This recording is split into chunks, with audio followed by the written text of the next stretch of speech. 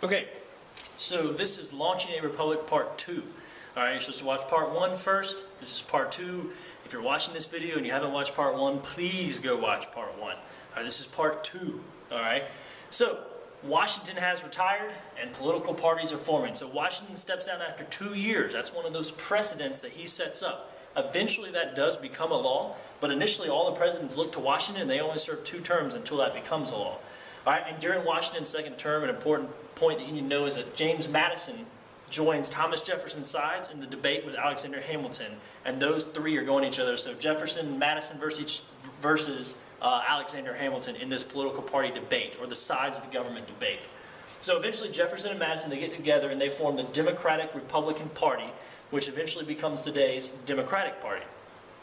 And then Hamilton and his supporters create the Federalist Party, which no longer exists today. But remember, the Federalists are the ones that kind of wanted the Constitution, and these are the guys that kind of said, hey, you know, Jefferson and Madison, we're hesitant of what the Constitution says and how it controls us as a government. So 1796 was the first election with first presidential election with political parties. You've got the Federalist Party and the Democratic Republic Party. Federalists picked John Adams, all right, and the Democratic Republicans picked Thomas Jefferson. Adams becomes the president and Jefferson becomes the vice president. So you have a president from one party and a vice president from the other. Eventually this becomes an amendment and it changes where presidents can pick their vice president so they can work together a little bit better. This process kind of created a lot of controversy and issues, and Thomas Jefferson came in second. That's how he became vice president. So you know, you don't want to work for the guy you lost to. It just created a lot of unnecessary tension. So eventually that gets changed. So from where we are right now, we now have 2 political parties, the Democratic Republic and the Federalists. John Adams is our president and Thomas Jefferson is our vice president. So problems with France, that's one of the first things John Adams has to deal with. He has to deal with France. Now France had offered us a lot of support in the American Revolution, so we had a lot of treaties with France saying, hey, we won't bother you, you don't bother us, we'll help you, you help us. All these treaties with France because they had done us so much good. But now France, for whatever reason, had been harassing U.S. ships and kind of seizing some of the goods and materials off of them. So the new president, John Adams, hoped that he could talk with the French and say, you know what, let's just go talk to them. We've got these treaties, let's see what we can do, and maybe we can just kind of talk to a solution. Talk it out, work it out. Well, he sends some representatives over there to see the French minister, and the minister basically says, you know what, I'm only even going to talk to you guys if you pay France millions of dollars and then you just give me $250,000. That's a lot of money now. Can you imagine how much money that is back then? So of course that immediately just makes the U.S. mad, and John Adams is like, you know what, forget it. All right, Congress, which is now controlled by the Federalist Party, just says they cancel all treaties with France. And they began seizing French ships to get their goods back, and this kind of became known as the XYZ affair.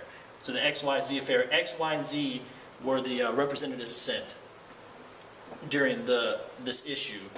So now one of the other things that John Adams is known for is the Alien and Sedition Acts, and this is kind of a 2-part thing. But Adams and the Federalists kind of became more popular with the public after that whole France thing and the XYZ affair. But the Democratic Republicans were sympathetic. You know, they were sympathetic towards France, and they got angry that Adams would do something towards France, who had been such an ally. And one of the newspapers that was supported by Democratic Republicans called Adams a tyrant. He called him a tyrant. And we know back then, that's a sensitive thing to be calling people because we had just gotten rid of tyrants under Britain. So Congress, which I said like earlier was controlled by Federalists, passes the Alien and Sedition Acts. And this is an effort to kind of silence all the opponents or the critics of the government, like this newspaper that had called Adams a tyrant. So that's where we're going with these. One of the first acts increased the waiting period for U.S. citizenships from 5 to 14 years. So now when people were moving over for whatever reason to start a new life, they had to wait 14 years to become a citizen. And that's a long time.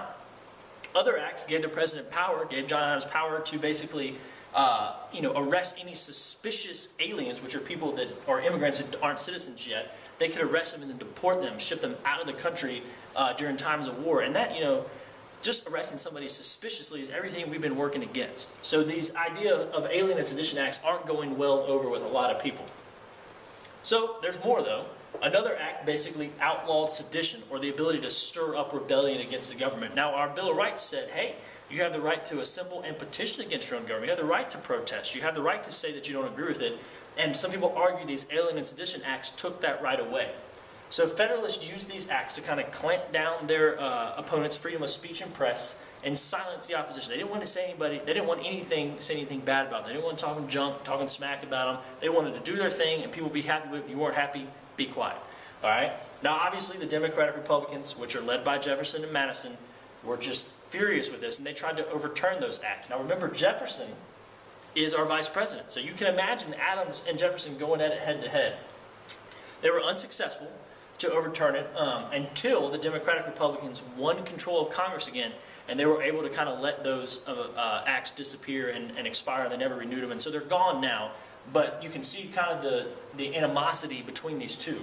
So unfortunately, well, not unfortunately, but Adams was the first president in Washington, D.C., and unfortunately he lost the next election to Thomas Jefferson. Unfortunately for Adams, who knows what that would have meant for our nation if Adams was elected, but Thomas Jefferson becomes the next president, and there's a lot of stuff we're going to talk about with him. But this is part 2 of launching the Republic.